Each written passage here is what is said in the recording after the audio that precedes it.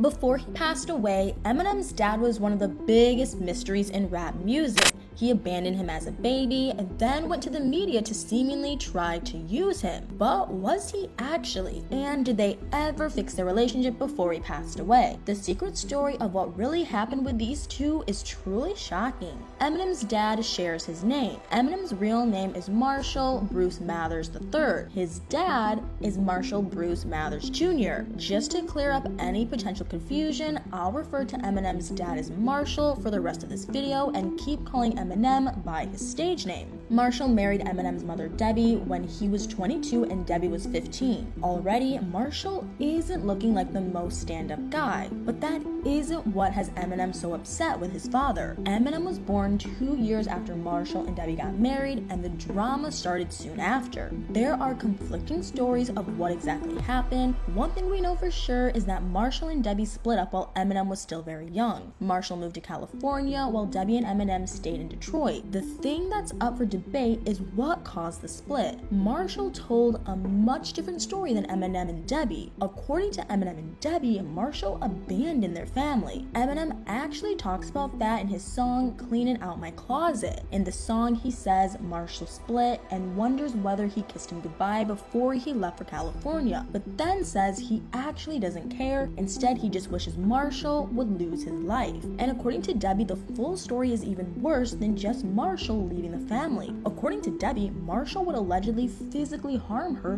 when they were together. So if Eminem and Debbie are to be believed, Marshall definitely wasn't the greatest father or husband. And after he grew up a bit more, Eminem was given yet another reason to hate his dad. When Eminem was a teenager, he tried to reconnect with Marshall by sending him letters, and it wasn't just 1 or 2 notes. He wrote Marshall dozens of letters over the years. Every single time, however, the letters came back to him as return to sender. He never got a response from Marshall. Eminem's feelings of rejection grew and grew as time went on until they exploded in his music. Eminem shared a very similar sentiment to Cleaning Out My Closet on My Name Is. He rapped that he had a dream in which he ended Marshall's life. According to Marshall, however, all of Eminem's anger was misdirected. You won't believe what happened next. In 2001, after Eminem had already achieved significant success, Marshall tried to connect with Eminem. He asked the Mirror to help him reach Eminem by publishing a statement that he hoped would reach Eminem. He told the Mirror that he was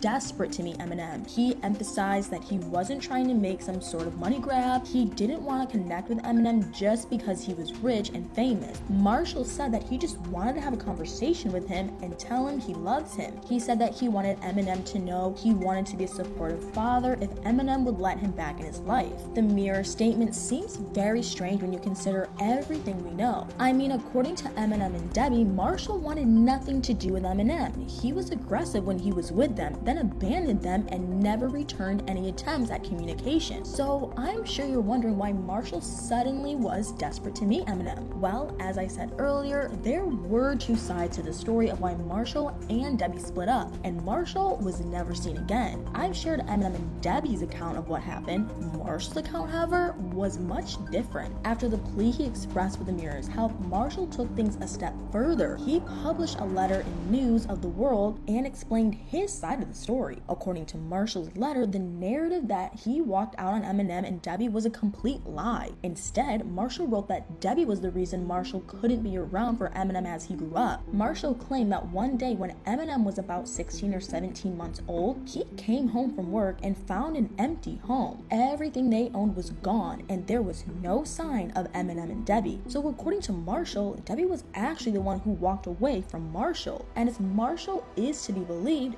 Debbie completely ghosted him. Marshall wrote that he spent 6 weeks looking for Eminem and Debbie but never was able to find them. He expressed that he was very upset when Eminem and Debbie disappeared, and he wrote that the story that he had left the family enraged him because it was the complete opposite of the truth. The abandonment narrative wasn't the only part of Eminem and Debbie's story that he challenged in his letter to Eminem. He also swore that he had never received any of the mail that Eminem sent him. So, according to Marshall, he hadn't ignored Eminem's dozens of attempts to connect. There was some sort of issue that prevented the letters from reaching him. He only knew about the letters because he heard Eminem talk about them in interviews. If Marshall was telling the truth, I definitely feel bad for him. Debbie and Eminem were completely slandering him if his side of the story was the real one. Not that it would really be Eminem's fault. There was no way for him to know whether Debbie's story was true or not. He was too young to remember his father leaving. But Debbie made Marshall out to be a really bad guy. If Marshall's account is true, Debbie just completely lied to make herself look like the better person. Marshall ended his letter by again asking Eminem to contact him. He wrote that since the family split up, there hadn't been a single day in which he didn't think about Eminem. He expressed that he was willing to get on a plane at any time to anywhere if it meant he could meet Eminem. He